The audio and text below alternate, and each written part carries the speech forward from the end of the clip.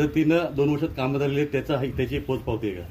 हा महायुतीचा महाविजय आपण बोलू शकतो आणि माननीय मुख्यमंत्री एकनाथजी शिंदे साहेबांच्या नेतृत्वाखाली हा विजय आपण संपादित करू शकलो, मिळवू शकलो।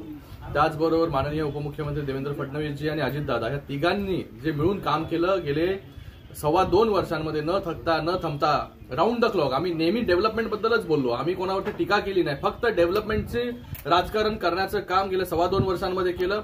इन्फ्रास्ट्रक्चर उभं केलं आणि त्याचबरोबर योजना आणल्या। मुख्यमंत्री लाडकी बहीण योजना ज्या प्रकारे हिट झाली त्याचा आपल्याला रिझल्ट पाहायला मिळतोय, पण मुख्यमंत्री माझ्या लाडकी बहीण योजना याला एक किनार आहे, शासन आपल्या दारी। हे देखील विसरून आपल्याला चालणार नाही की शासन आपल्या दारी याच्या माध्यमाने 5 कोटी लोकांपर्यंत थेट शासन पोहोचलं।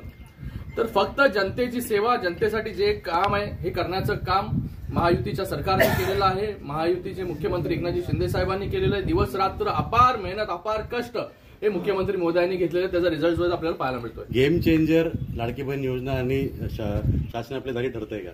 नक्कीच।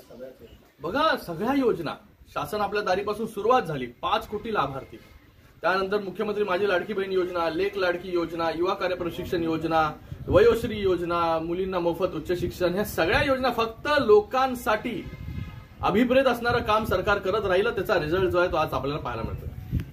आपण संपूर्ण महाराष्ट्र विचार केला तर जो मतदान आहेत त्या दिवशी महिलांची संख्या मोठ्या संख्येने जास्त होती आणि तीच संख्या जी आहे त्या आज मतांच्या रूपाने लाडक्या भावावरती प्रेम करणारे ज्या बहिणी आहेत त्या बहिणी मोठ्या संख्येमध्ये बाहेर निघाल्या, कारण की कोणीतरी पहिल्यांदा त्यांच्याबद्दल विचार केला, त्यांना सक्षम करण्याचं काम केलं आणि मला वाटतं मताच्या रूपाने परतफेड करण्याचं काम लाडक्या बहिणींनी केलं। त्यांचं पण खूप खूप धन्यवाद व्यक्त करतो मी।